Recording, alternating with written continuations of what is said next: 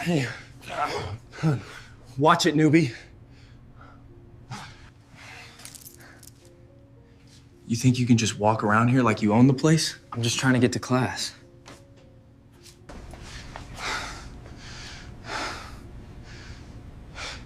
Maybe you need a lesson in respect.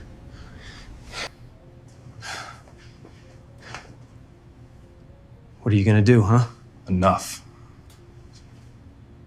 Get here. What? I said enough. What would you do if your worst nightmare became your greatest strength? What if the very thing that made you different was actually your secret weapon?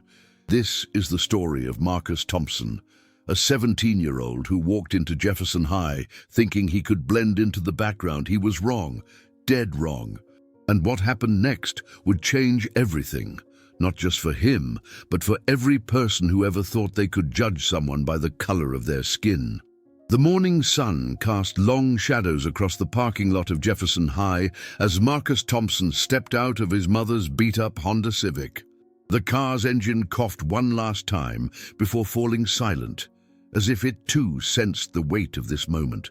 Marcus stood there for a few seconds, his backpack slung over one shoulder, staring at the imposing brick building that would be his home away from home for the next 2 years. This was his third school in 4 years. His mother's job as a traveling nurse meant constant relocations, new faces, new chances to either fit in or become an outcast. "You'll be fine, baby," his mother Sarah called out through the rolled-down window. Her voice carried that forced optimism that mothers use when they're trying to convince themselves as much as their children. "Remember what we talked about. Keep your head down, focus on your studies and graduate. That's all that matters now." Marcus nodded, but his stomach churned with familiar anxiety. He'd heard this speech before, in Detroit, in Phoenix, in Dallas. Each time his mother believed things would be different. Each time Marcus hoped she was right, but hope, he'd learned, was a luxury he couldn't afford in places like Jefferson High. The school sat in the heart of Millbrook, a town where the wrong side of the tracks wasn't just a saying, it was a geographic reality that determined your entire future. The east side boasted pristine lawns, 2-car garages, and college-bound students whose biggest worry was choosing between Harvard and Yale. The west side, where Marcus and his mother had found a small apartment they could barely afford, told a different story. Cracked sidewalks, barred windows, and dreams that seemed to evaporate in the summer heat. As Marcus walked toward the main entrance, he felt the familiar weight of stares following him. It wasn't paranoia, it was experience. In Millbrook, faces like his were as rare as snow in July. He counted maybe 4 other black students in the sea of predominantly white faces streaming through the doors. The odds weren't in his favor, but then again, they never had been. The hallways of Jefferson High buzzed with the energy of a new school year. Lockers slammed shut, sneakers squeaked against polished floors, and conversations flowed in overlapping waves. Marcus navigated through the chaos, checking his schedule for the 3rd time. Room 204, AP English Literature. At least academics had always been his sanctuary, the one place where his mind could overshadow everything else. But even in the classroom he felt it, the sideways glances, the whispered conversations that stopped abruptly when he walked by. Mrs. Henderson, a thin woman with graying hair and kind eyes, welcomed him warmly enough, but Marcus could sense the curiosity radiating from his new classmates. He chose a seat in the back corner, his usual strategy, invisible, unnoticed, safe. That's when he first saw them. The group that would soon make his life a living hell sat 3 rows ahead, their presence commanding attention without effort. There was Tyler Morrison, the quarterback with perfectly styled blonde hair and a smile that could charm teachers and intimidate freshmen in equal measure. Beside him sat Jake Sullivan, broader and meaner, with the kind of laugh that made you wonder what someone else's misfortune had just become his entertainment.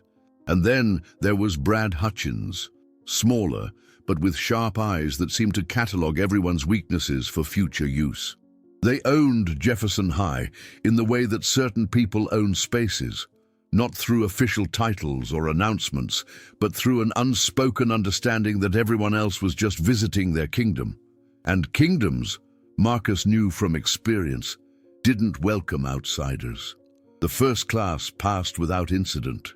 Marcus took notes, participated when called upon, and began to think that maybe, just maybe, this time would be different. Maybe Millbrook would be the place where he could simply exist without constantly looking over his shoulder. But as he gathered his books and headed toward his next class, he felt a presence behind him. Not threatening exactly, but deliberate, purposeful. "Hey there, new guy."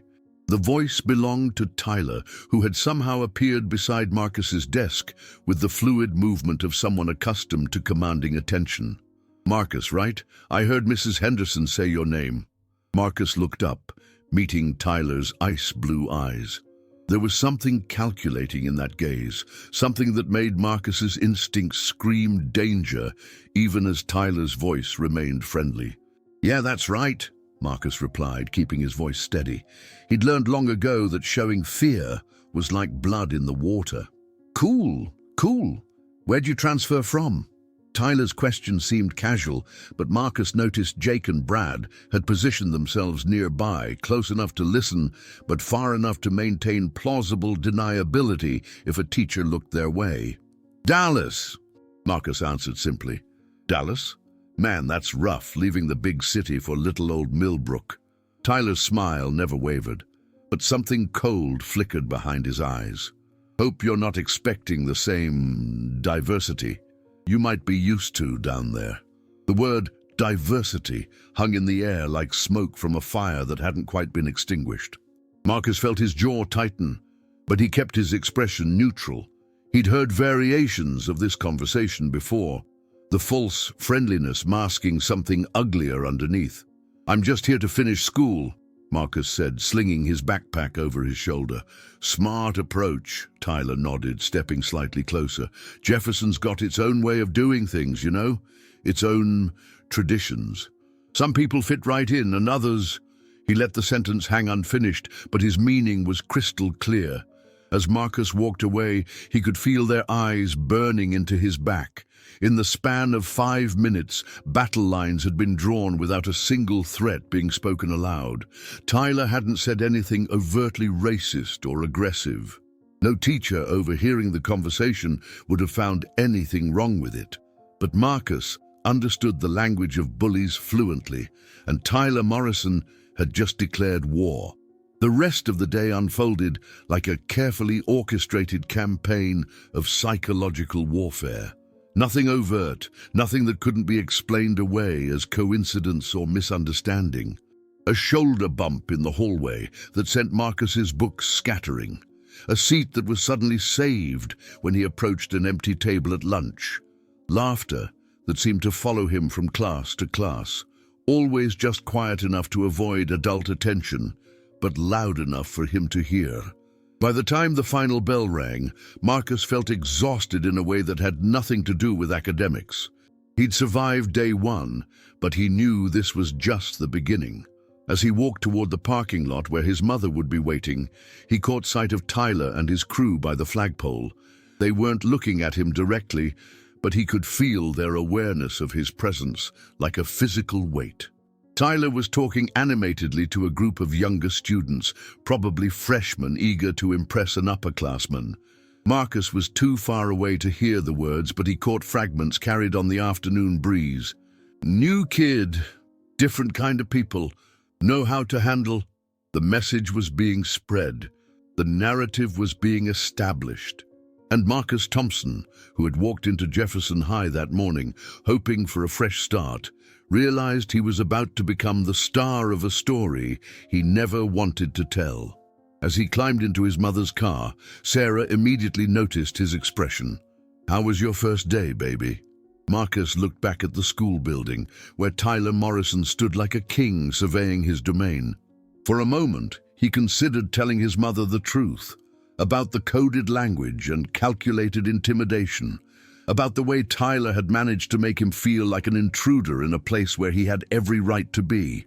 But what would be the point? They couldn't afford to move again. Sarah was finally settled in a good position at Millbrook General Hospital. And Marcus had learned that sometimes the only way through hell was straight ahead. "It was fine, Mom," he said, forcing a smile that didn't reach his eyes. "Just getting used to a new place." Sarah studied his face for a moment, her nurse's intuition telling her there was more to the story. But she also recognized the stubborn set of his jaw, a trait he'd inherited from his father, along with his height and his quiet strength. "Well, tomorrow will be better," she said, starting the car. "It always takes time to find your place." As they drove away from Jefferson High, Marcus stared out the window at the suburban landscape rolling past. His mother was wrong about one thing. He wasn't looking to find his place. He'd learned long ago that places like Jefferson High didn't have room for people like him. The trick was surviving long enough to get out. But what Marcus didn't know, what Tyler Morrison and his followers couldn't possibly have guessed, was that the quiet, careful boy they'd marked as their new target carried secrets that would shatter every assumption they'd made. The same circumstances that had forced him to move from city to city had also forged him in ways that couldn't be seen from the outside. And sometimes the most dangerous fighters are the ones who look like they've never thrown a punch in their lives. But that revelation was still days away. For now, Marcus Thompson was just another new kid trying to survive his first day at Jefferson High. The bullies thought they'd found their perfect victim. They had no idea they'd just awakened something they weren't prepared to handle. The real story was about to begin, and none of them, not Tyler, not Jake, not Brad, and certainly not Marcus himself, had any idea how this would end. But one thing was certain: Jefferson High would never be the same again. What they didn't know was that sometimes the quietest waters run the deepest, and sometimes the person you think is your easiest target turns out to be your biggest mistake. The second day at Jefferson High began exactly as Marcus had expected, with Tyler Morrison's crew positioned strategically near the main entrance, their laughter carrying just a little too loudly across the morning air. They weren't looking directly at him, but Marcus could feel their attention like heat from a fire. He'd seen this performance before in other schools, other towns. The predators had identified their prey. And now came the hunting phase. Marcus kept his head down and his pace steady as he walked past them. But Jake Sullivan had other plans. "Yo, Marcus!" Jake's voice boomed across the entrance hall, causing several heads to turn. "How's that second day treating you, man?" The question seemed innocent enough to any adult within earshot, but Marcus heard the undertone clearly. Jake's tone carried that particular brand of fake friendliness that bullies used when they wanted to create a scene without technically doing anything wrong. "Fine," Marcus replied curtly, not breaking his stride. But Jake wasn't finished. He fell into step beside Marcus, his bulk making the hallway feel suddenly smaller. "You know, I was thinking about what Tyler said yesterday, about fitting in and all that." Jake's voice dropped just low enough that passing teachers couldn't quite catch his words. "See, the thing about Jefferson High is that we've got a real tight community here. Everyone knows everyone, you know? And when someone new shows up, especially someone different, well, it takes time for people to trust you." Marcus stopped walking and turned to face Jake directly. Up close, the other boy was even more intimidating. Easily 6 feet tall with the kind of thick build that came from years of football and weight training. But Marcus had learned long ago that showing fear only made things worse. "Different how?" Marcus asked, his voice steady despite the knot forming in his stomach. Jake's smile was all teeth and no warmth.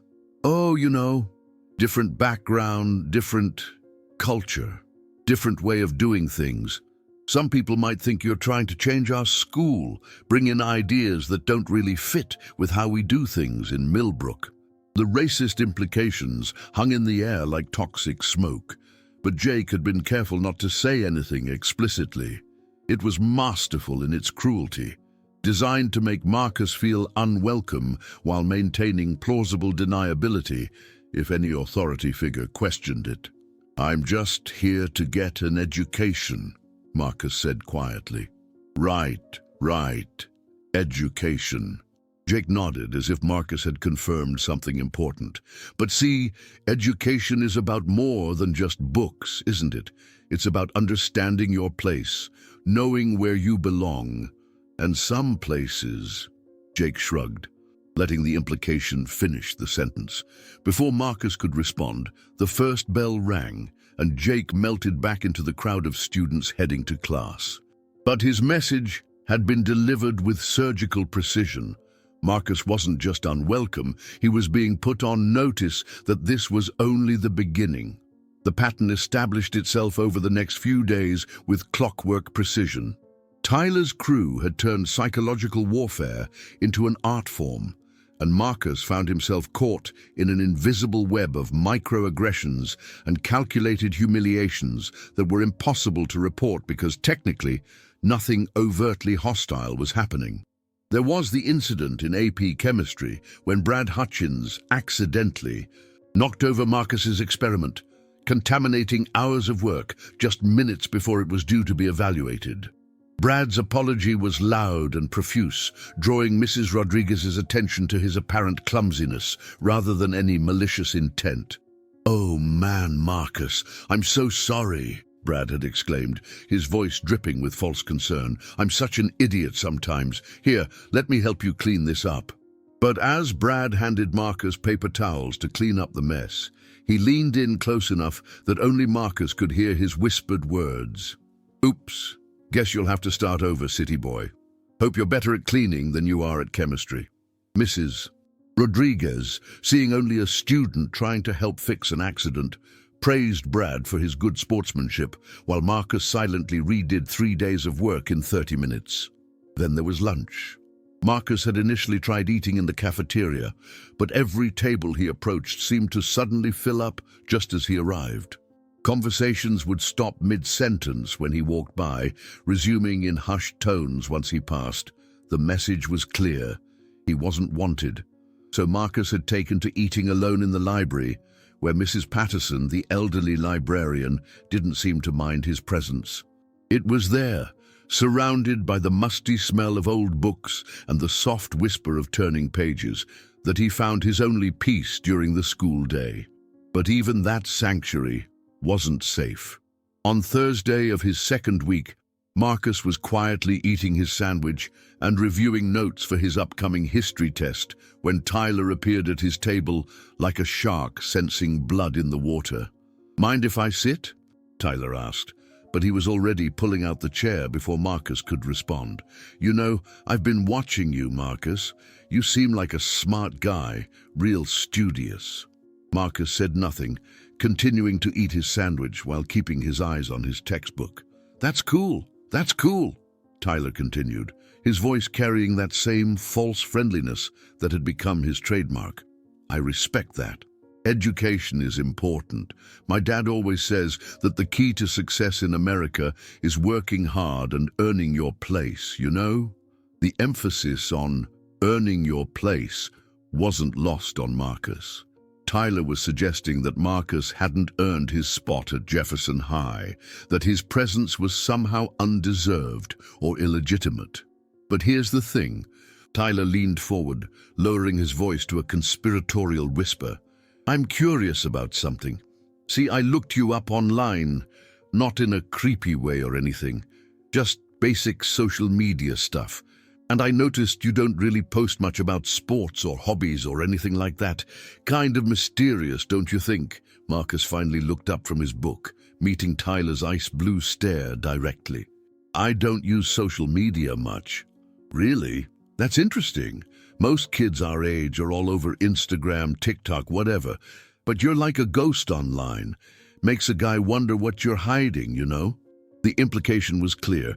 Tyler was fishing for information, trying to uncover some weakness or secret he could exploit. Marcus had encountered this tactic before. Bullies always wanted to know their victims completely, to map out every vulnerability for future attack. Nothing to hide, Marcus said simply. Just don't see the point in posting my whole life online. Tyler nodded as if this explanation made perfect sense, but his eyes remained calculating. Fair enough, fair enough. But you know what I think? I think you're more interesting than you let on. I bet there's a whole other side to Marcus Thompson that nobody here has seen yet. He was right, of course, but not in the way he imagined.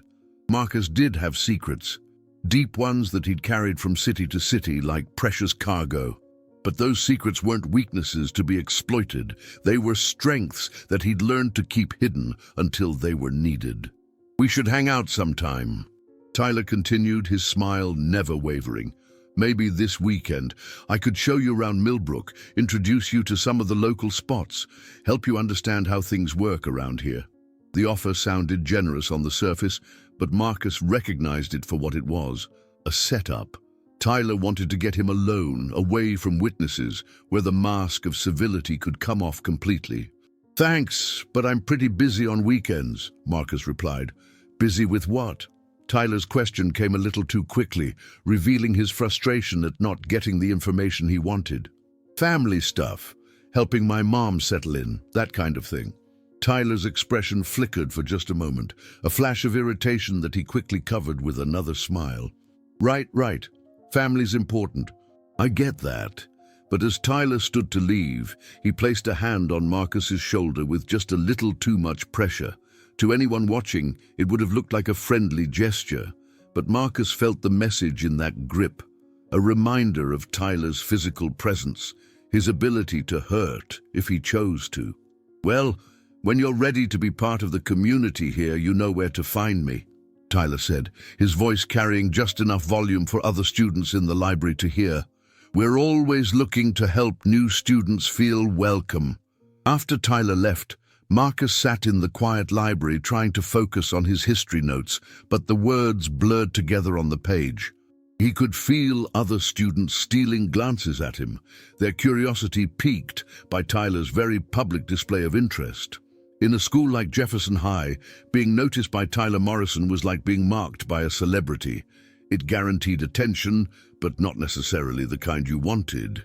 Mrs. Patterson, who had been shelving books nearby, approached his table with a concerned expression.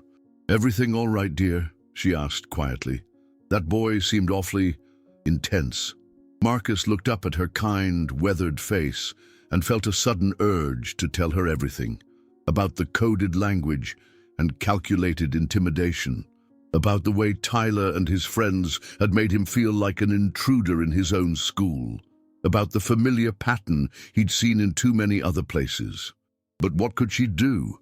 Mrs. Patterson was just a librarian, and Tyler Morrison was untouchable, the quarterback son of a prominent local businessman, with grades good enough to avoid any real consequences and social skills sharp enough to make adults think he was a model student. Yeah, everything's fine, Marcus said finally, just trying to fit in, I guess. Mrs. Patterson studied his face for a long moment, her librarian's intuition telling her there was more to the story. But she also recognized the stubborn independence that made some students handle their problems alone, even when they shouldn't have to. Well, you know where to find me if you need anything, she said gently. Sometimes it helps to have someone to talk to. As the week progressed, the campaign against Marcus intensified. It was death by 1,000 cuts, small humiliations and microaggressions that individually seemed insignificant, but collectively created an atmosphere of constant stress and isolation. There was the time his locker combination mysteriously stopped working, forcing him to carry all his books and making him late to every class. When he reported it to the office, the secretary seemed genuinely sympathetic, but explained that locker repairs could take weeks to schedule. There was the group project in English class, where every potential partner suddenly remembered they were already committed to working with someone else, leaving Marcus to complete the assignment alone while carrying the workload of an entire team. There was the incident in gym class when someone accidentally locked his clothes in a supply closet, forcing him to spend the rest of the day in his sweaty gym uniform, while his regular clothes remained trapped behind a door that mysteriously wouldn't open until after school. Each incident could be explained away as coincidence or innocent mistake.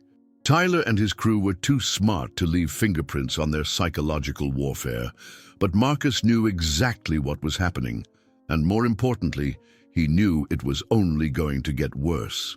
The breaking point came during his third week at Jefferson High in the most public and humiliating way possible. Marcus had been navigating the increasingly hostile environment with the same strategy that had served him in previous schools: keep his head down, avoid confrontation, and count the days until graduation. But Tyler Morrison had other plans.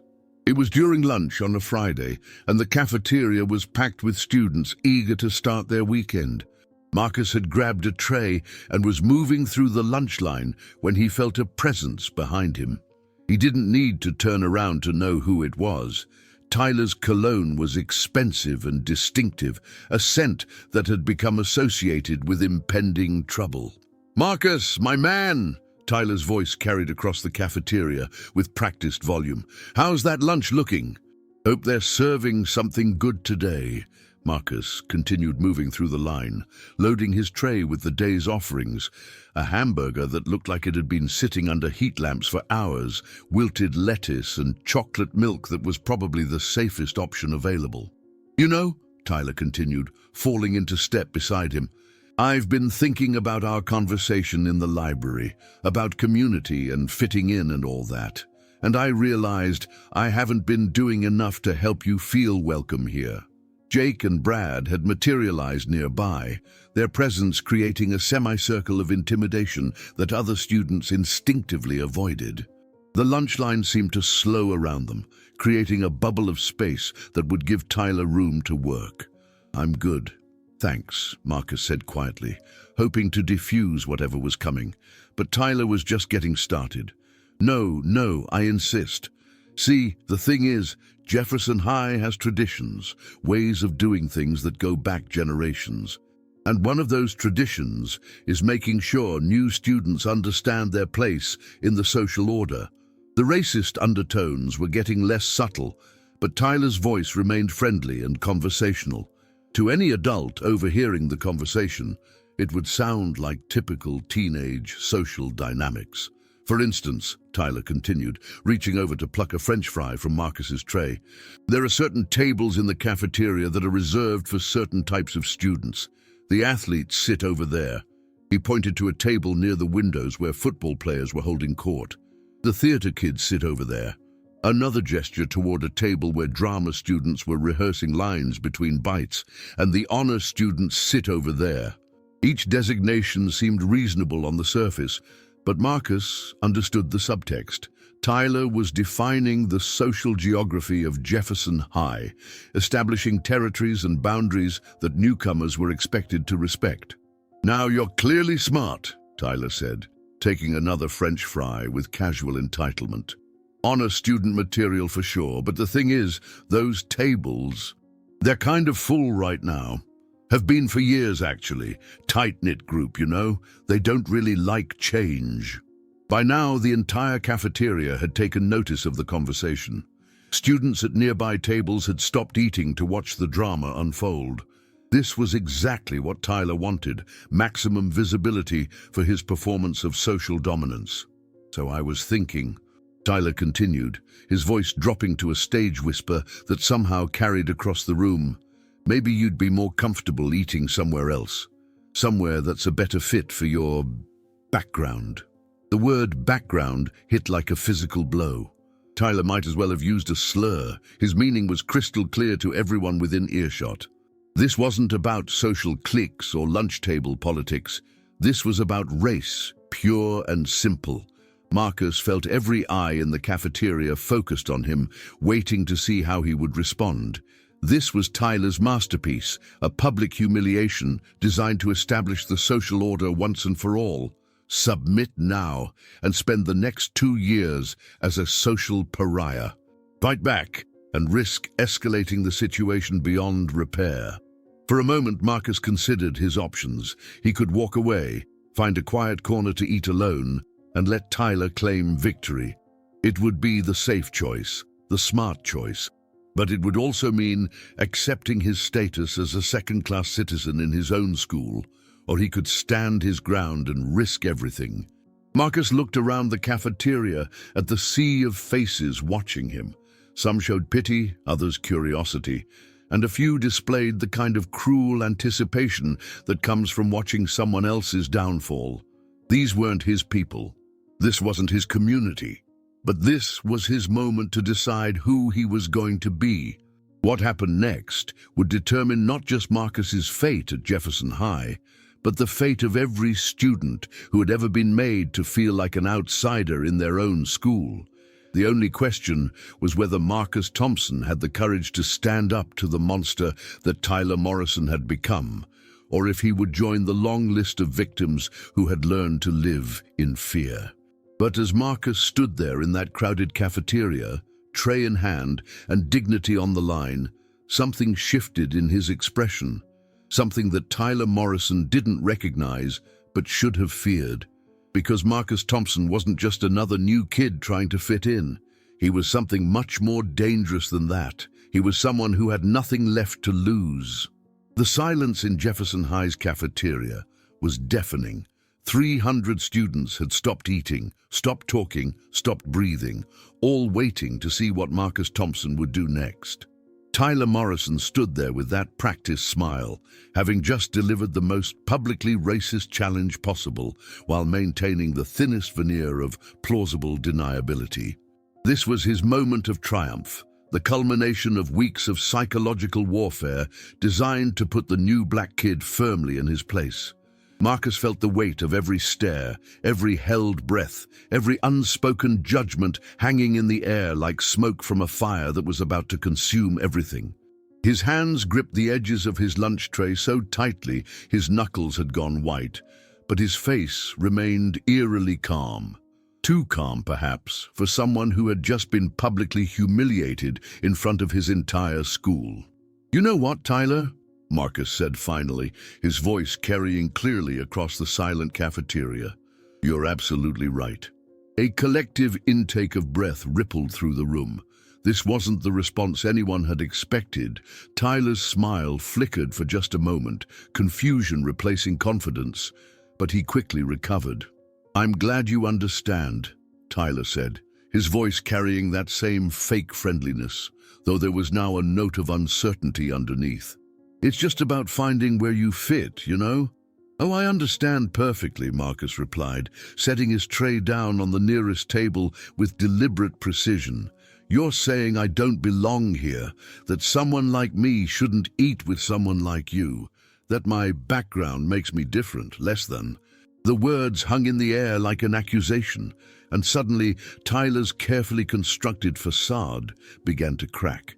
He hadn't expected Marcus to name the racism so directly, to strip away the coded language and expose the ugly truth underneath. "Hey, now, that's not what I—" Tyler started, but Marcus cut him off. "No, please, finish your thought," Marcus said, taking a step closer. "You were explaining how certain tables are reserved for certain types of students, how someone with my background should know their place. I'm curious. What exactly about my background bothers you so much?" The cafeteria had become a theater, and every student was now watching a performance none of them had expected to see. Marcus Thompson, the quiet new kid who had spent weeks absorbing abuse in silence, was finally fighting back. But he wasn't fighting with fists or threats. He was fighting with something far more dangerous: the truth. Tyler's face was beginning to flush red, and Jake and Brad shifted uncomfortably behind him. This wasn't how these confrontations were supposed to go. Marcus was supposed to back down, accept his place in the social hierarchy, maybe even thank Tyler for clarifying the rules. He wasn't supposed to turn the tables and make Tyler look like the villain. "Look, man, you're twisting my words," Tyler said, his voice rising slightly. "I never said anything about race. I'm just talking about social groups, cliques, you know? Every school has them. Right, Marcus nodded. Social groups. So when you said I should find somewhere that's a better fit for my background, you were talking about what exactly? My academic performance? Because I'm carrying a 4.0 GPA. My extracurricular activities? Because I haven't joined any yet. Or maybe you were talking about something else entirely. Each question landed like a physical blow, stripping away another layer of Tyler's carefully maintained image. Around the cafeteria, students were beginning to murmur among themselves. Some looked uncomfortable, finally seeing the ugly reality of what had been happening to Marcus for weeks. Others seemed almost hungry for the confrontation, eager to see how this unexpected drama would unfold. But Marcus wasn't finished. Weeks of accumulated rage and frustration were finally finding their voice, and he discovered that standing up to Tyler Morrison felt better than anything had in a very long time. "You know what I think?" Marcus continued, his voice gaining strength with each word. "I think you've been trying to run me out of this school since my first day here. I think you and your friends have made it your personal mission to make me feel unwelcome, unsafe, and unwanted. And I think you've been doing it because the sight of someone who looks like me sitting in your school, eating in your cafeteria, breathing your air, makes you feel threatened." Tyler's mask finally slipped completely. The friendly smile vanished, replaced by something cold and ugly that had been lurking underneath all along. "Threatened?" Tyler laughed, but there was no humor in it. "You think I'm threatened by you? Look around, Marcus. Look at where you are. This is my school, my town, my world. You're just visiting. There it is," Marcus said quietly, and somehow his lowered voice carried further than any shout could have. Finally, some honesty. The confrontation had reached a tipping point, but Marcus wasn't prepared for what happened next. Because Tyler Morrison, faced with the collapse of his carefully constructed public image, decided to escalate things in a way that would change everything. "You want honesty?" Tyler snarled, stepping close enough that Marcus could smell his expensive cologne mixed with something sharper, the scent of desperation and rage. "Fine. Here's some honesty. Nobody wants you here. Not the students, not the teachers, not the community. You're a reminder of everything that's wrong with this country, everything that's changing too fast for decent people to handle."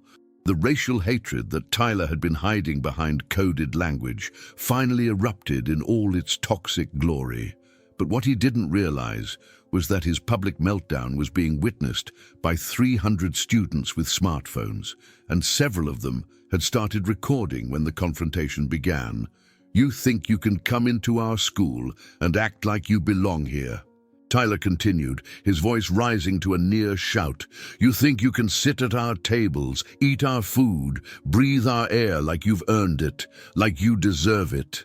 Jake and Brad had gone pale, realizing that Tyler was saying things that couldn't be taken back, things that would have consequences beyond the cafeteria.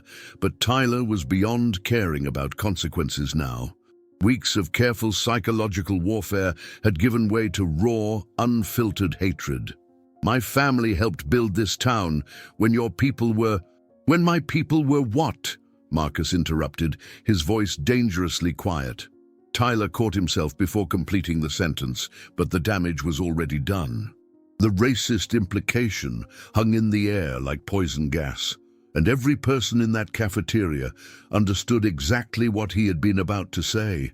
For a moment, the only sound was the soft hum of the cafeteria's fluorescent lights. Then, slowly, Marcus began to smile. It wasn't a happy smile or a friendly smile. It was the smile of someone who had finally seen his enemy's true face and realized that the monster he'd been afraid of was actually just a frightened, small-minded boy with a big mouth and an even bigger ego. "Thank you," Marcus said softly. "Thank you." Tyler looked confused, as if Marcus had spoken in a foreign language. "Thank you for showing everyone who you really are," Marcus explained.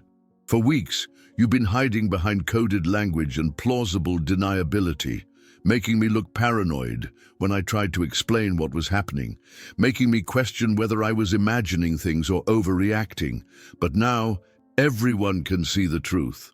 Marcus looked around the cafeteria at the sea of shocked faces, phones still recording, witnesses to Tyler Morrison's complete moral collapse. Now everyone knows that Tyler Morrison, Jefferson High's golden boy, is just another racist coward who can't handle living in a world where people like me exist. The words hit Tyler like physical blows, and his face contorted with rage. This wasn't how things were supposed to go. Marcus was supposed to be the one humiliated, broken, defeated. Instead, Tyler found himself exposed and vulnerable in front of his entire school. "You don't know who you're messing with," Tyler snarled, stepping even closer. "You have no idea what I'm capable of." "Actually," Marcus said, his smile growing wider, "I think you're the one who doesn't know what you're messing with." There was something in Marcus's tone, something in his posture, that made Tyler hesitate. For the first time since this confrontation began, he seemed to really look at Marcus Thompson, not as a victim to be bullied, but as an individual who might be more than he appeared. But Tyler's pride wouldn't let him back down now, not in front of the entire school, not after everything he'd said and done. So instead of recognizing the warning signs that a wiser person might have noticed, Tyler Morrison made the biggest mistake of his life. He pushed Marcus. It wasn't a hard push, more of a contemptuous shove designed to establish physical dominance and humiliate Marcus one final time. Under normal circumstances, it would have been the kind of casual violence that Tyler had used to intimidate smaller, weaker students for years. But Marcus Thompson caught Tyler's wrist before the push could land, his grip like a steel trap closing around bone and muscle. Tyler's eyes widened in shock as he realized that the quiet, careful new kid was stronger than he looked. Much stronger. "I wouldn't," Marcus said quietly, his voice carrying a note of warning that made the hair on the back of Tyler's neck stand up. For a frozen moment, the two boys stood locked together in a tableau of barely contained violence. Tyler straining to complete his push, while Marcus held his wrist in an unbreakable grip, both of them balanced on the edge of something that couldn't be taken back. Then Marcus released Tyler's wrist and stepped back, his hands raised in a gesture of peace.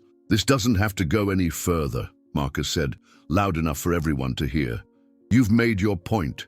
I've made mine. Let's just walk away."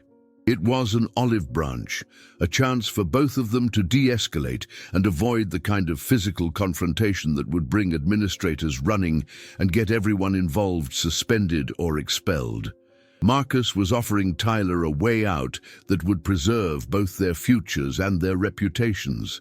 Tyler Morrison looked at that outstretched olive branch and spat on it.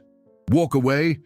Tyler laughed, rubbing his wrist where Marcus's grip had left red marks. "You think you can embarrass me in front of my entire school and then just walk away? You think you can put your hands on me and there won't be consequences?" "Tyler, don't," Marcus said, and for the first time there was something almost pleading in his voice. "You don't want to do this." But Tyler was beyond reason now, beyond pride, beyond any consideration except the burning need to reassert his dominance and put Marcus Thompson back in what Tyler considered his proper place. So when Marcus turned to walk away, actually turned his back and started to leave, giving Tyler every opportunity to let the situation end peacefully, Tyler made his second and final mistake. He sucker-punched Marcus in the back of the head. The sound of the impact echoed through the cafeteria like a gunshot. Marcus stumbled forward, his lunch tray clattering to the floor, chocolate milk splashing across the linoleum. For a moment, he just stood there, one hand pressed to the back of his head, breathing heavily. The cafeteria erupted in chaos. Students were shouting, some screaming, phones capturing every moment as 300 witnesses watched Tyler Morrison cross a line that couldn't be uncrossed. This wasn't psychological warfare anymore. This wasn't coded language or plausible deniability. This was assault, pure and simple, committed in front of hundreds of witnesses with dozens of cameras recording every second.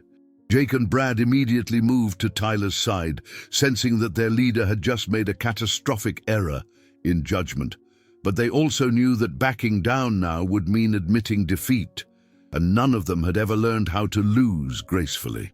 "That's what happens when you don't know your place," Tyler announced to the crowd, trying to regain control of the narrative. But his voice sounded hollow now, desperate in a way that made him seem smaller rather than stronger. Marcus slowly turned around, and when he faced Tyler again, something fundamental had changed. The careful composure that had defined him for weeks was gone, replaced by something colder and infinitely more dangerous.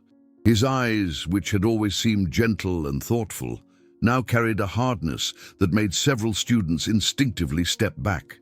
"You just made the biggest mistake of your life," Marcus said, his voice so quiet that the entire cafeteria strained to hear him. "I gave you every chance to walk away. I tried to end this peacefully, but you couldn't let it go, could you? You had to prove that you were the alpha dog, that you could put the new black kid in his place." Tyler's bravado began to waver as he looked into Marcus's eyes and saw something that chilled him to the bone. This wasn't the frightened, desperate boy he'd been tormenting for weeks. This was someone else entirely. Someone who looked at Tyler Morrison and saw not a threat to be feared, but a problem to be solved. "So now we're going to finish this," Marcus continued, rolling his shoulders with the fluid motion of someone preparing for physical activity. "But I want everyone here to understand something first. I didn't start this fight. I tried everything I could to avoid it. But Tyler Morrison decided that humiliating me wasn't enough. He decided that he needed to put his hands on me, and that's a line nobody gets to cross." The crowd of students formed a rough circle around them, sensing that they were about to witness something extraordinary. This wasn't going to be a typical high school fight, the kind of brief, clumsy scuffle that ended with both participants on the ground throwing wild punches until teachers broke it up. This felt different. This felt dangerous. Tyler tried to summon his usual swagger, but his hands were shaking slightly as he raised them in what he hoped looked like a fighting stance. He'd been in plenty of fights before, mostly against smaller, weaker kids who couldn't really fight back. But something about Marcus's stillness, his calm preparation, his complete lack of fear, made Tyler's stomach clench with the first real terror he'd felt in years. "Come on then," Tyler said, his voice cracking slightly. "Let's see what you've got." Marcus didn't respond with words. Instead, he began to move in a way that made every person in that cafeteria realize they were about to see something none of them would ever forget. His stance shifted into something that belonged in a martial arts movie rather than a high school cafeteria. His hands positioned themselves with practiced precision. His breathing became controlled and rhythmic. And in that moment, everyone at Jefferson High realized that they had been watching the wrong person all along.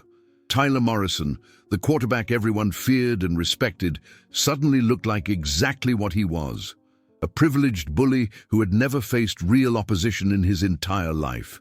Marcus Thompson, the quiet new kid everyone had dismissed, looked like exactly what he was: a predator who had been hiding among sheep, waiting for the right moment to reveal his true nature. The fight that was about to begin would be over in seconds, but its consequences would echo through Jefferson High for years to come. And Tyler Morrison, who had spent weeks trying to break Marcus Thompson's spirit, was about to discover that some people can't be broken, they can only be awakened. What happened next defied every expectation, shattered every assumption, and rewrote the entire social hierarchy of Jefferson High in the span of 30 seconds. Tyler Morrison threw the first real punch, a wild, desperate haymaker that carried all his frustration, fear, and rage. It was the kind of punch that had ended fights for him before, the kind that had established his reputation as someone not to be messed with. But Marcus Thompson didn't just dodge it. He moved like water, flowing around Tyler's fist with such fluid grace that several students gasped in amazement. Before Tyler could recover his balance, Marcus had stepped inside his guard and delivered a lightning-fast jab to Tyler's solar plexus. The punch looked effortless, almost casual, but its effect was devastating. Tyler doubled over, gasping for breath, his face turning red as his diaphragm seized up. The cafeteria fell into stunned silence. This wasn't how fights were supposed to go. Tyler Morrison was the quarterback, the athlete, the one who was supposed to dominate any physical confrontation. But he was on his knees, struggling to breathe, while Marcus stood over him looking like he'd barely exerted himself. "Stay down," Marcus said quietly, his voice carrying clearly in the sudden stillness. "Please, just stay down." But Tyler Morrison had never learned how to quit. Despite the pain, despite the humiliation, despite the growing realization that he had catastrophically misjudged his opponent, he struggled back to his feet. His pride wouldn't let him surrender, even though every instinct was screaming at him to run. "This isn't over," Tyler wheezed, raising his fists again. "I'm not finished with you." Marcus's expression shifted from controlled calm to something that looked almost like sadness. "Yes, you are," he said softly. "You just don't know it yet." When Tyler lunged forward again, Marcus didn't just counter, he demonstrated. His movements were so fast, so precise, so perfectly executed that they looked choreographed. A deflection that sent Tyler's punch harmlessly wide. A pivot that put Marcus behind Tyler's guard. A sweep that took Tyler's legs out from under him. And then Tyler Morrison, Jefferson High's golden boy, was flat on his back staring up at the cafeteria ceiling, while Marcus Thompson stood over him like a statue carved from stone. The silence that followed was broken by a single voice from the crowd of students. "Holy shit!" It was Jake Sullivan who spoke, his voice carrying a mixture of awe and terror that perfectly captured what everyone was feeling. Jake had been Tyler's muscle for years, the enforcer who handled anyone who dared to challenge their little kingdom. But what he'd just witnessed had shaken him to his core. Marcus looked around the circle of shocked faces, taking in the wide eyes and open mouths of 300 students who had just seen their entire understanding of social dynamics turned upside down. These weren't the movements of someone who had taken a few self-defense classes or watched too many action movies. This was the product of years of dedicated training, thousands of hours of practice, and a level of skill that belonged in professional competition rather than a high school cafeteria. "Where did you learn to do that?" The question came from Jessica Chen, a junior who had been recording the fight on her phone. Her voice was barely above a whisper, but in the silence of the cafeteria, everyone heard it clearly. Marcus looked at her for a long moment, and for the first time since the confrontation began, some of his defensive walls came down. The mask he'd worn for weeks, the careful facade of the quiet, harmless new kid, finally cracked, revealing glimpses of the person he really was underneath. "My father," Marcus said simply, "before he died." The words hung in the air like a revelation, and suddenly everything about Marcus Thompson began to make sense. His careful control, his reluctance to engage in physical confrontation, his ability to absorb weeks of psychological abuse without breaking, and most importantly, his devastating effectiveness when he was finally forced to defend himself. Tyler had managed to struggle back to his feet, but he looked nothing like the confident bully who had started this confrontation. His expensive clothes were disheveled, his perfectly styled hair was a mess, and his face was pale with shock and pain. But it was his eyes that told the real story, the eyes of someone who had just discovered that the world was far more dangerous than he'd ever imagined. "You're some kind of freak," Tyler muttered, backing away from Marcus with jerky, unsteady movements.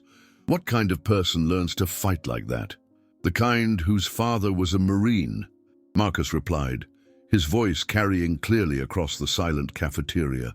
"The kind who moved from base to base, city to city, always being the new kid, always having to prove himself. The kind who learned early that sometimes the only way to stop a bully is to make them understand that their victims aren't as helpless as they think." Each word was a revelation, stripping away another layer of the mystery that had surrounded Marcus Thompson since his arrival at Jefferson High. The students who had dismissed him as just another transfer student were beginning to understand that they had been in the presence of someone extraordinary all along. My father died in Afghanistan when I was 14. Marcus continued, his voice steady despite the emotional weight of the words. But before he left for his final deployment, he made sure I could take care of myself. He taught me discipline, respect, and how to fight. But most importantly, he taught me when not to fight. Marcus looked directly at Tyler, who was still backing away with the unsteady gait of someone who had just had their world turned upside down. He taught me that violence should always be the last resort, that a real warrior tries every other option before raising his fists, that the strongest people are often the ones who choose not to show their strength. The irony wasn't lost on anyone in the cafeteria. Tyler Morrison, who had spent weeks trying to break Marcus's spirit, had actually been the one who was broken from the beginning. He was the weak one, the insecure one, the one who needed to hurt others to feel powerful. Marcus had been showing real strength all along by refusing to escalate, by trying to walk away, by giving Tyler every opportunity to end things peacefully. So, when you spent weeks trying to make me feel small, Marcus said, taking a step toward Tyler, who immediately flinched back, you weren't breaking me down. You were just proving that you don't understand what real strength looks like. Brad Hutchins, who had been silent throughout the entire confrontation, finally found his voice. If you're so tough, why didn't you fight back before? Why did you let us mess with you? Marcus turned to look at Brad, and his expression was almost pitying. Because I hoped you would get bored and move on. Because I hoped you would realize that hurting people doesn't make you strong. Because I hoped that maybe, just maybe, you were better than you were showing me. The words hit Brad like a slap in the face.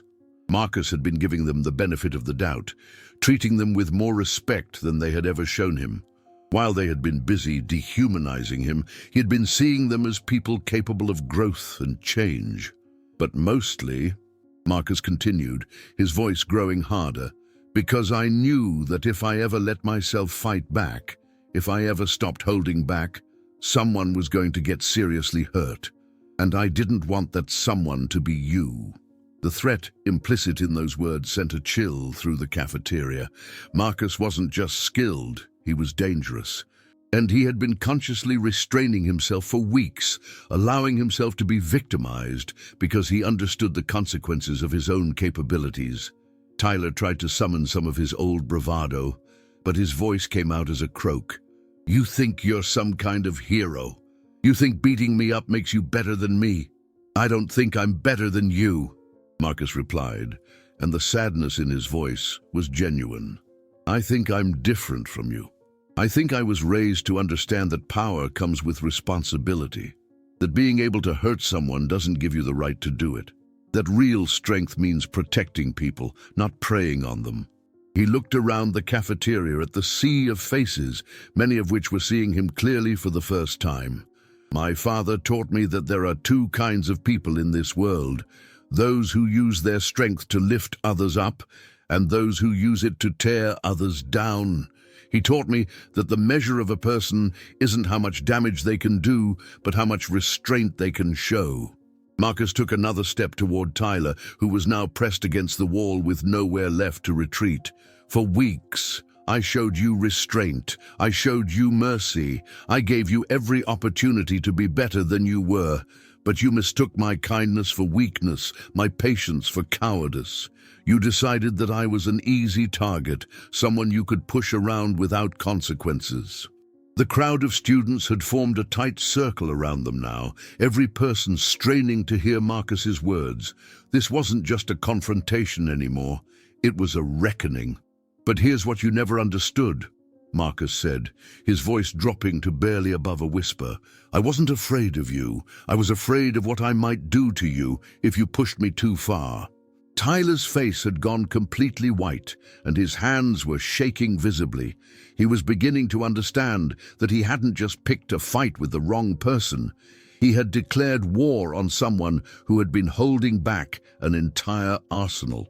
"So here's what's going to happen now," Marcus continued, his voice still quiet, but carrying an authority that made everyone lean forward to hear. "You're going to apologize. Not to me, I don't need your apology, but to every person in this school who you've ever made feel small, ever made feel unwelcome, ever made feel like they didn't belong." Tyler opened his mouth to protest, but Marcus cut him off with a look that could have frozen fire. "And then you're going to leave me alone. You're going to leave everyone alone. Because if you don't, if you decide to escalate this further, if you make the mistake of thinking that what happened here today was me at my worst instead of me at my most restrained, then you're going to discover what it feels like to be on the receiving end of 15 years of military-grade combat training." The silence that followed was absolute. Nobody moved, nobody breathed.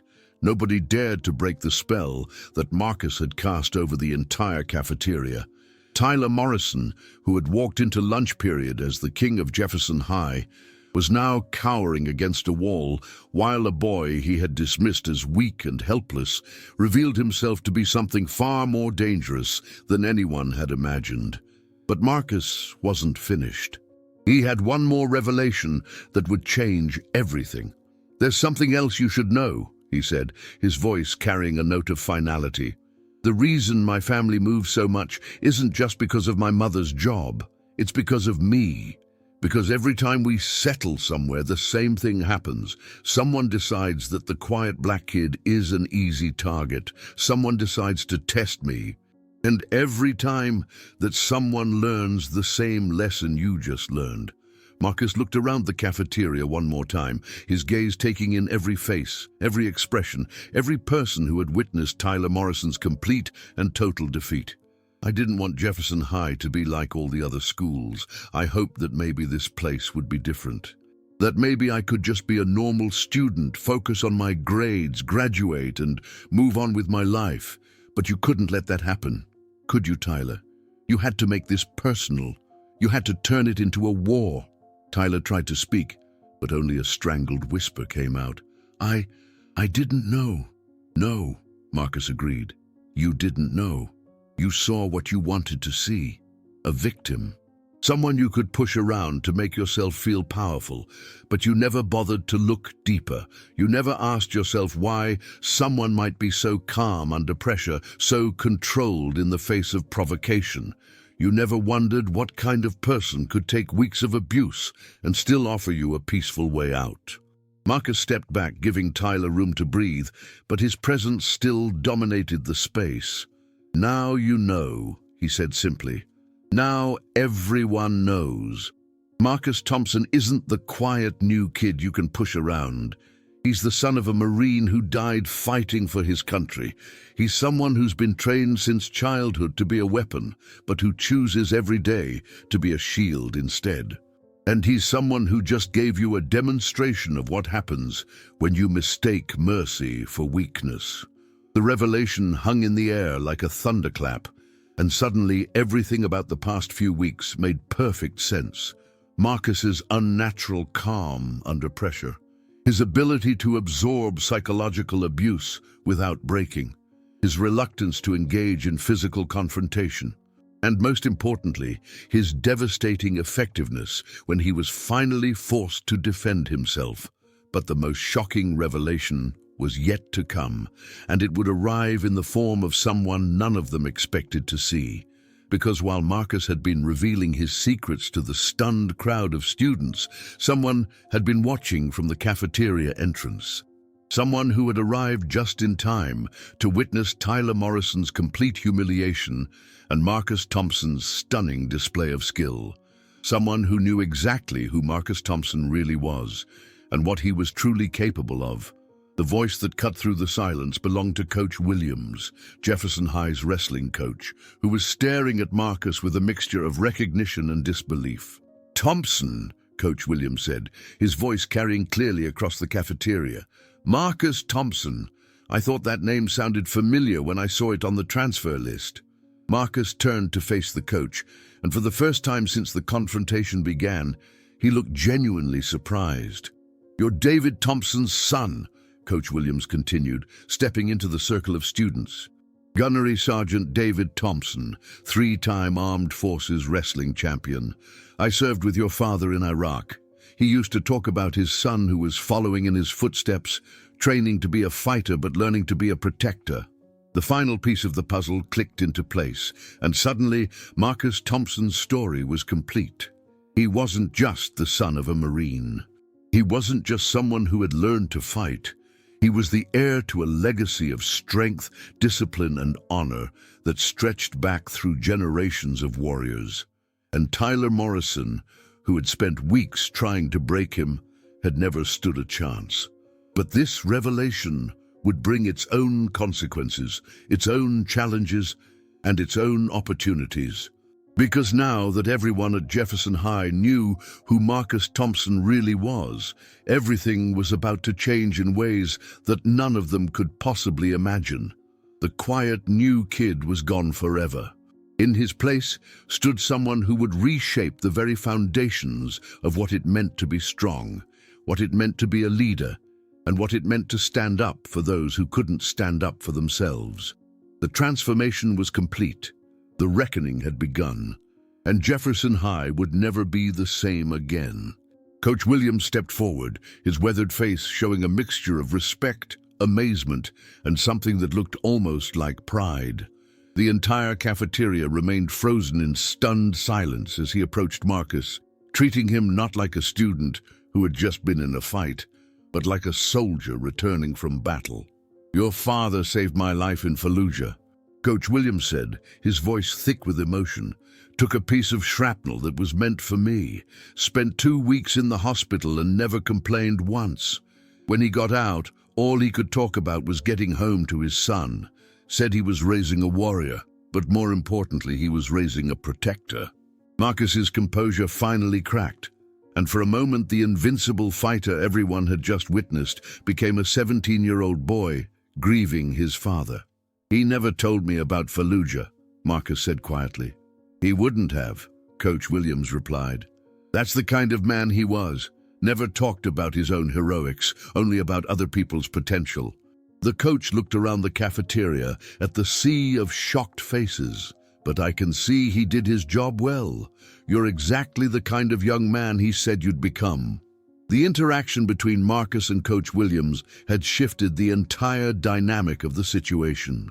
What had started as a high school fight was now being revealed as something much deeper, the collision of two different worlds, two different sets of values, and two completely different definitions of what it meant to be strong. Tyler Morrison was still pressed against the wall, but he no longer looked like the defeated bully from a few minutes ago. He looked like a child who had just realized that the adult world was far more complicated and dangerous than he had ever imagined. The casual racism and easy violence that had defined his social interactions suddenly seemed not just wrong, but pathetically juvenile. "I need to report this incident," Coach Williams said, but his tone suggested that he was thinking about much more than just standard disciplinary procedures. "But first, I think everyone here needs to understand what they just witnessed." He turned to address the crowd of students, his voice carrying the authority of someone who had seen real combat and understood the difference between violence and warfare.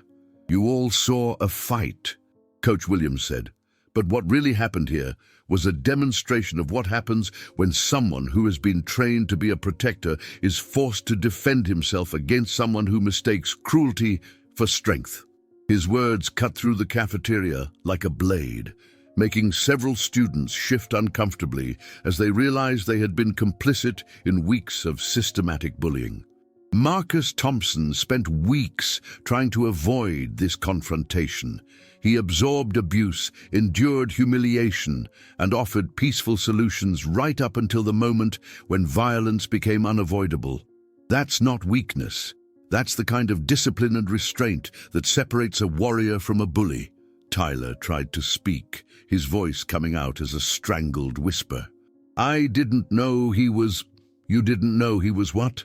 Coach Williams turned his attention to Tyler with the kind of focused intensity that made grown men uncomfortable. You didn't know he was a human being who deserved basic respect. You didn't know that your actions have consequences, or you didn't know that someday you might pick on someone who could actually fight back. Each question landed like a physical blow, and Tyler seemed to shrink further against the wall with each word. The problem isn't that you didn't know Marcus was trained to fight, Coach Williams continued. The problem is that you thought it was acceptable to target anyone for harassment and humiliation. The problem is that you believed being bigger or more popular or having the right skin color gave you the right to make someone else's life miserable. The racial component of the conflict could no longer be ignored or coded in euphemisms. Coach Williams was naming it directly, stripping away the plausible deniability that Tyler had been hiding behind for weeks.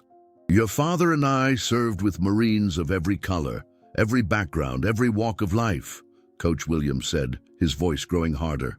We bled together, fought together, and some of us died together. And you know what we learned? That character has nothing to do with the color of your skin and everything to do with how you treat people when you think nobody's watching. The shame on Tyler's face was complete now, but Coach Williams wasn't finished with him yet. Marcus Thompson showed you more mercy in the past few weeks than you deserved. He tried to resolve this peacefully because that's what his father taught him, that a real warrior's first duty is to protect, not to destroy. But you mistook his restraint for weakness, his discipline for fear. Coach Williams turned back to Marcus, and his expression softened slightly. Your father would be proud of how you handled this situation. You showed exactly the kind of control and judgment he was trying to teach you. But the moment of respect between Marcus and the coach was interrupted by a voice from the crowd, Jake Sullivan, who had been silent since watching his leader's complete humiliation. So, what happens now? Jake asked, his voice uncertain. I mean, everyone's got this on video. Tyler's finished, right? And Marcus is like, what, the new king of the school? The question hung in the air because it touched on something that everyone was thinking, but nobody had dared to say out loud. The social hierarchy of Jefferson High had just been completely overturned. Tyler Morrison's reign as the untouchable golden boy was over, and in its place stood someone who had proven himself to be not just physically superior, but morally superior as well. Marcus looked around the cafeteria at the faces of his classmates. Some still shocked, others impressed, and a few showing the kind of respect that he had never received before. For the first time since arriving at Jefferson High, he wasn't invisible. But the attention came with its own complications. I don't want to be king of anything, Marcus said finally, his voice carrying clearly across the silent cafeteria. I just want to finish school, honor my father's memory, and move on with my life. But I also won't let anyone treat me or anyone else the way Tyler and his friends have been treating people. It was a statement that resonated through the crowd like a declaration of independence. Marcus wasn't interested in replacing Tyler's cruel reign with his own version of dominance. He was establishing something entirely different, a standard of behavior that would protect the vulnerable rather than exploit them. And if anyone thinks they can step into Tyler's shoes and continue the same pattern of bullying and intimidation, Marcus continued, looking directly at Jake and Brad, they're welcome to find out what happened to the last person who made that mistake. The threat was delivered quietly, almost casually, but its impact was devastating. Jake and Brad both took involuntary steps backward, suddenly understanding that their days of casual cruelty were over. The ecosystem of fear that had allowed them to thrive had just been permanently disrupted. But Marcus's transformation from victim to protector was about to take an unexpected turn, because his demonstration of strength had attracted attention from quarters he hadn't anticipated. That was incredible. The voice belonged to Sarah Martinez, a sophomore who had been one of Tyler's frequent targets. She stepped forward from the crowd, her face showing a mixture of awe and gratitude. I can't believe you stood up to him like that. Nobody's ever stood up to Tyler Morrison before. Her words opened a floodgate of responses from other students who had been victims of Tyler's reign of terror. One by one, they began to speak up, sharing stories of humiliation and harassment that painted a picture of systematic cruelty that had gone unchecked for years. "He made me eat lunch in the bathroom for a month because I accidentally bumped into him in the hallway," said David Kim, a quiet junior who had never spoken up before. "He and his friends cornered me after school and made me give them my lunch money every day," added Maria Santos, a freshman who looked like she was fighting back tears. "He called me a freak in front of the whole gym class because I couldn't do a pull-up," said Alex Chen, his voice shaking with remembered humiliation. Each story was a testament to Tyler's casual cruelty, but more importantly, they were evidence of how many people Marcus's actions had just liberated. By standing up to the school's most powerful bully, he had broken a cycle of fear that had trapped dozens of students. But with liberation came responsibility, and Marcus was beginning to understand that his life at Jefferson High was about to become much more complicated than he had ever wanted. "You have to help us," Sarah Martinez said, her voice carrying a desperation that made Marcus's heart clench. "Now that everyone knows what you can do, now that Tyler's been exposed, you have to help us make sure this never happens again." The request was simple, but its implications were enormous. Sarah wasn't just asking Marcus to protect himself, she was asking him to become the protector of everyone who couldn't protect themselves. She was asking him to take on the responsibility of being Jefferson High's guardian against the kind of casual cruelty that had defined the school's culture for years. Marcus looked around the cafeteria at the faces of his classmates, seeing hope in eyes that had been filled with fear just minutes before. These weren't just fellow students anymore. They were people who were looking to him for leadership, for protection, for the kind of strength that could stand against the darkness that had consumed their school. The weight of their expectations was almost overwhelming, but as Marcus thought about his father's teachings, about the legacy of service and protection that had been passed down to him, he realized that this moment had been inevitable from the beginning. "I can't fight everyone's battles for them," Marcus said finally, his voice gentle but firm. "But I can teach you how to fight your own battles. I can show you how to stand up for yourselves and for each other, and I can promise you that as long as I'm here, nobody will have to face bullies like Tyler Morrison alone." The response was immediate and overwhelming. Students who had been silent victims for years suddenly began talking about forming groups, about looking out for each other, about creating the kind of supportive community that Jefferson High had never had before. Coach Williams watched this transformation with the eye of someone who had seen real leadership in action, and he recognized what was happening. Marcus Thompson wasn't just defeating a bully, he was inspiring a revolution. "There's going to be a wrestling team meeting tomorrow after school," Coach Williams announced, his voice cutting through the excited chatter. "Anyone who wants to learn how to protect themselves, how to build real strength and discipline, is welcome to attend. Marcus, I'd like you to help me teach them what your father taught you." The offer was both honor and burden, but Marcus understood that accepting it would mean fully embracing the role that circumstances had thrust upon him. He would no longer be able to hide in the background, to avoid confrontation, to remain invisible. But as he looked around at the faces of students who were seeing hope for the first time in years, Marcus realized that his father hadn't just taught him how to fight. He had taught him what was worth fighting for. "I'll be there," Marcus said, and the words carried the weight of a vow. The crowd of students began to disperse, but the energy in the cafeteria had fundamentally changed. Where there had been fear and resignation, there was now excitement and possibility.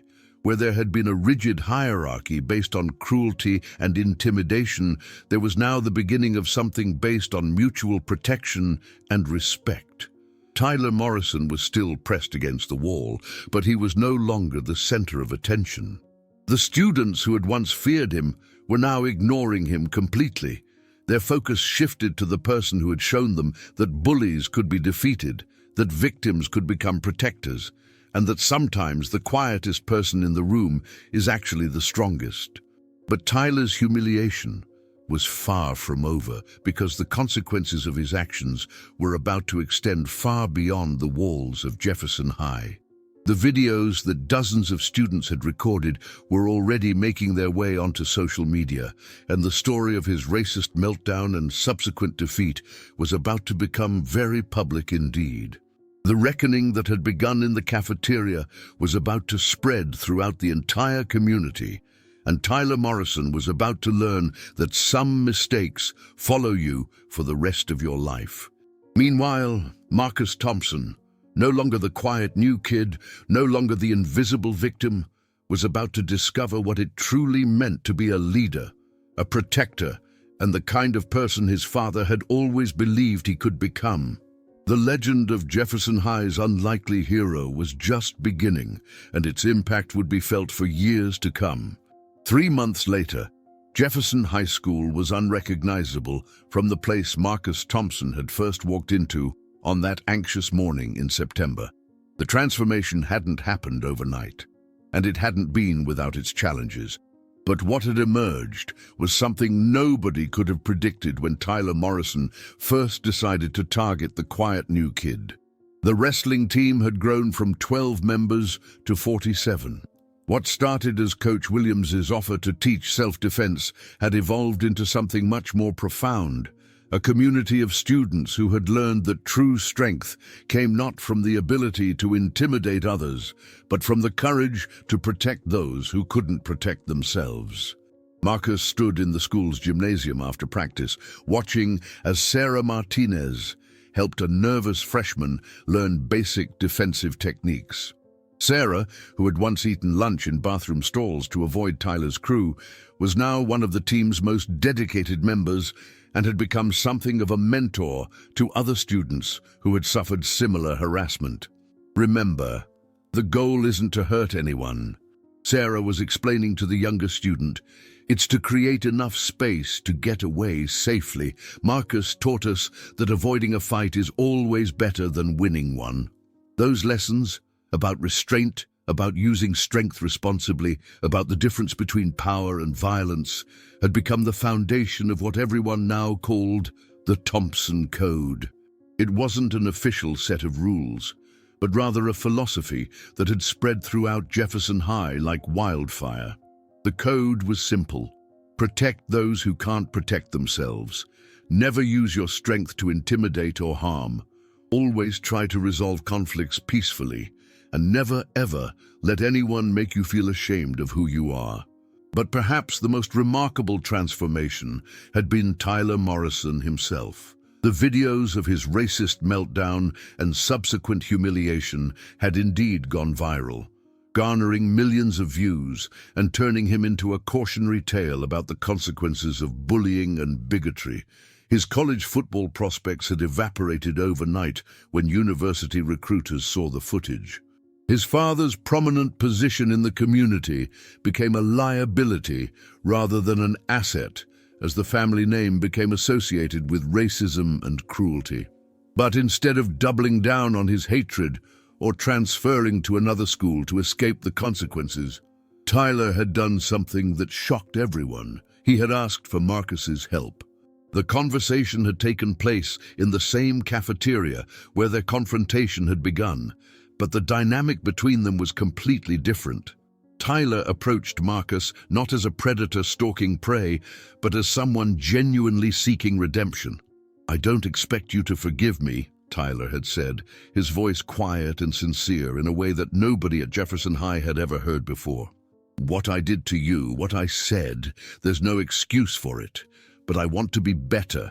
I want to understand how I became someone who could treat another human being the way I treated you." Marcus had studied Tyler's face for a long moment, looking for signs of manipulation or insincerity. But what he saw instead was genuine remorse, the kind of deep shame that could only come from truly confronting the worst aspects of yourself. "Why?" Marcus had asked simply. "Because I realized that everything my father taught me about strength, about being a man, about being successful, it was all wrong," Tyler replied. He raised me to believe that the world was divided into winners and losers, predators and prey, that people like you were obstacles to be overcome rather than human beings deserving of respect. Tyler's voice had cracked slightly as he continued. But watching those videos, seeing myself through other people's eyes, I realized I wasn't strong at all. I was weak. I was so insecure about my own worth that I had to tear other people down to feel powerful.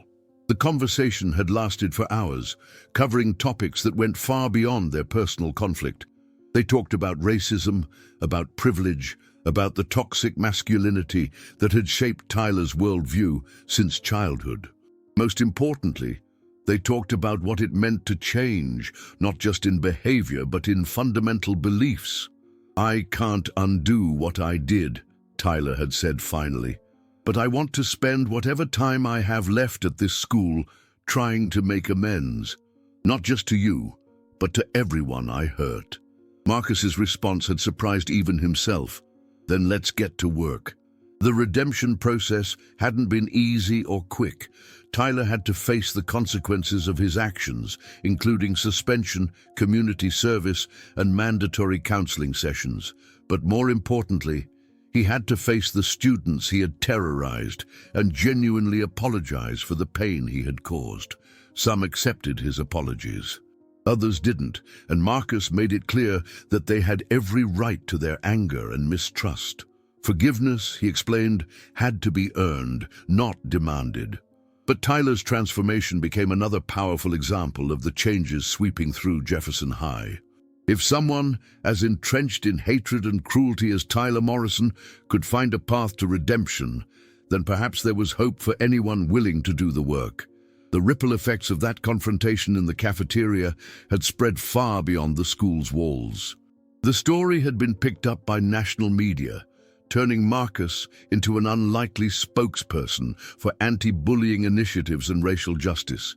He had been invited to speak at conferences, to share his story with other schools struggling with similar issues, and to demonstrate that victims of bullying didn't have to remain powerless. But Marcus had remained grounded throughout his rise to prominence, never forgetting the lessons his father had taught him about humility and service. When reporters asked him about his sudden fame, he always redirected the conversation to the broader issues of systemic bullying and the importance of creating supportive communities in schools. "This isn't about me," Marcus would say in interviews. "This is about every kid who's ever felt alone, ever felt different, ever felt like they didn't matter. We need to create environments where those kids know they're not alone, where they have people who will stand with them and support them." The wrestling team had become more than just an athletic program. It had become a symbol of what Jefferson High could be when students supported each other rather than tearing each other down. The team's motto, inscribed on a banner that hung in the gymnasium, captured the spirit that Marcus had brought to the school: strength through service, power through protection. But perhaps the most meaningful transformation had been in Marcus himself. The quiet, careful boy who had arrived at Jefferson High hoping to remain invisible had grown into a confident young man who understood that sometimes visibility was necessary to protect those who couldn't protect themselves. On this particular afternoon, as Marcus watched his teammates practice the techniques he had taught them, he felt a presence beside him. He turned to see Mrs. Patterson, the librarian who had shown him kindness during his darkest days at Jefferson High. "Your father would be so proud," she said quietly, her eyes taking in the scene of students supporting and encouraging each other. "Not just of how you handled Tyler, but of what you've built here." Marcus smiled, feeling the truth of her words in his heart. He always said that the measure of a person isn't what they can destroy, but what they can create. "I think he'd be happy that I chose to build something rather than just tear Tyler down." Mrs. Patterson nodded, her expression thoughtful. "You know, in all my years working in schools, I've seen a lot of bullies come and go. Most of them never change. They just find new victims or new ways to hurt people. But what you did with Tyler, that was something special." She was right. Tyler's transformation had been one of the most remarkable aspects of the entire situation. The boy who had once terrorized fellow students was now volunteering with elementary school anti-bullying programs, sharing his story as a cautionary tale and working to prevent other children from following his path. "He still has a long way to go," Marcus said, "changing beliefs that have been ingrained since childhood. That's not something that happens overnight." "No," Mrs. Patterson agreed. "But the fact that he's trying, that he's willing to do the hard work of examining his own prejudices and behaviors, that gives me hope for a generation that I sometimes worry has lost its way." As they talked, Coach Williams joined them, his weathered face showing the satisfaction of someone who had watched his students grow beyond what anyone thought possible. "Registration for next year's wrestling team is already full," he reported with a grin. "And we've got a waiting list that's almost as long. Seems like everyone wants to learn the Thompson approach to conflict resolution." Marcus laughed, but there was a note of concern in his voice. "I hope they understand that what we're teaching isn't about fighting. It's about having the confidence and skills to avoid fights and the wisdom to know when you can't." "They're learning," Coach Williams assured him. "Some faster than others. But they're all starting to understand that real strength isn't about dominating other people, it's about lifting them up." The conversation was interrupted by Sarah Martinez, who approached the group with obvious excitement. "Marcus, you need to see this," she said, holding up her phone. "Remember that 8th grader from Roosevelt Middle School who reached out to you last month? The one who was being bullied?" Marcus nodded. He had been corresponding with students from other schools, sharing advice and support with kids who were facing similar situations to what he had experienced. "Well, he just sent me this video," Sarah continued, tapping her phone screen. "He used the techniques you taught him, not the fighting stuff, but the confidence-building exercises and the de-escalation strategies. He stood up to his bullies, got them to back down, and now he's starting his own support group at his school." The video showed a young boy, probably 13 or 14, speaking confidently to a group of his peers about the importance of supporting each other and standing up to bullying. His words echoed the lessons that Marcus had been sharing, but they were delivered in his own voice, adapted to his own situation. "That's what it's all about," Marcus said, feeling a surge of pride that had nothing to do with his own accomplishments and everything to do with watching others find their own strength. "It's not about creating copies of what we did here. It's about inspiring people to find their own ways to make their communities better." As the afternoon drew to a close and the gymnasium began to empty, Marcus found himself standing alone in the space where so much had changed. The same walls that had once echoed with the sounds of Tyler's cruel laughter now rang with the voices of students encouraging each other, supporting each other, and building each other up. His phone buzzed with a text message from his mother. "How was practice today, baby?" Marcus smiled as he typed his response. "Good, Mom, really good. I think Dad would have liked what we're building here." Her reply came quickly. "He's watching, and he's proud. But not as proud as I am of the young man you've become." As Marcus gathered his things and prepared to leave, he reflected on the journey that had brought him to this moment. 6 months ago, he had been just another new kid, hoping to survive high school without too much trouble. Today, he was a leader, a protector, and an inspiration to students, not just at Jefferson High, but in schools across the country. The transformation hadn't been easy. There had been moments of doubt, times when the responsibility felt overwhelming, and challenges that seemed insurmountable. But through it all, he had held on to the lessons his father had taught him, that strength without compassion was meaningless, that power without purpose was destructive, and that the true measure of a person was how they treated those who couldn't defend themselves. As he walked through the halls of Jefferson High toward the exit, Marcus noticed something that would have been impossible 6 months earlier. Students of all backgrounds, all social groups, all academic levels were talking together, studying together, supporting each other in ways that crossed every traditional boundary. The rigid hierarchy that had once defined the school's social structure had been replaced by something more fluid, more inclusive, and infinitely more humane. It wasn't perfect, no institution ever is, but it was better, significantly, meaningfully better. Near the main entrance, Marcus passed the memorial wall where Jefferson High honored its distinguished alumni. His eyes fell on a new plaque that had been installed just the week before, in memory of Gunnery Sergeant David Thompson, United States Marine Corps, whose son taught us that true strength comes from lifting others up, not tearing them down. The dedication ceremony had been emotional for Marcus, but it had also been a celebration of everything his father had stood for and everything the school was becoming. Tyler Morrison had been there, having asked permission to attend. He hadn't spoken, that wasn't his place, but his presence had been a powerful symbol of how much could change when people were willing to do the hard work of growth and redemption. As Marcus stepped out into the afternoon sunlight, he thought about the future. Graduation was still more than a year away, but he was already thinking about college, about the opportunities that lay ahead, about the ways he could continue his father's legacy of service and protection. But he was also thinking about the present, about the community he had helped to build at Jefferson High, and about the responsibility he felt to nurture and protect that community for as long as he was there.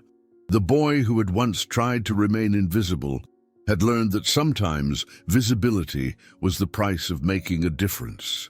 The victim who had endured weeks of systematic bullying had discovered that his pain could be transformed into purpose, and the son of a fallen Marine had found a way to honor his father's memory by becoming exactly the kind of man his father had always believed he could be. Marcus Thompson's story at Jefferson High was far from over. There would be new challenges, new opportunities to stand up for those who couldn't stand up for themselves, new chances to demonstrate that strength and compassion weren't opposing forces but complementary aspects of true leadership. But on this particular afternoon, as he walked home through the streets of Millbrook, a town that had once seemed hostile and unwelcoming but now felt like a community where he truly belonged, Marcus felt something he hadn't experienced since his father's death: peace. He had found his place in the world, not by demanding it or fighting for it, but by earning it through service, sacrifice, and an unwavering commitment to protecting those who needed protection. And in doing so, he had transformed not just his own life, but the lives of countless others who had been inspired by his example. The legacy of David Thompson lived on in his son, and through his son, it would continue to touch lives and change communities for generations to come. Because some lessons, once learned, have a way of spreading like ripples in a pond, reaching shores that the original stone thrower never could have imagined. And that, perhaps, is the most powerful transformation of all. The understanding that one person's courage to stand up for what's right can create waves of change that extend far beyond anything they ever thought possible. Marcus Thompson had learned that lesson well, and Jefferson High School, along with everyone whose life he had touched, was better for it. The quiet new kid was gone forever. In his place stood a young man who understood that sometimes the greatest victories aren't won through violence, but through the patient, persistent work of building something better than what came before. That's the real power of transformation. Not just changing yourself, but changing the world around you, one person at a time, one act of courage at a time, one moment of standing up for what's right at a time. And if this story has touched your heart, if it's reminded you of your own power to make a difference, then maybe it's time to look around your own community and ask yourself, where can I be the protector? Where can I be the voice for those who feel voiceless? Where can I stand up and show others that bullies don't have to win, that victims don't have to stay victims, and that sometimes the quiet person in the corner has the strength to change everything? Because somewhere out there, in schools and workplaces and communities across the world, there are Marcus Thompsons waiting to be awakened.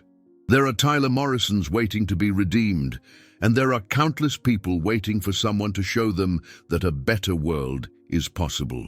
The question is, will that someone be you?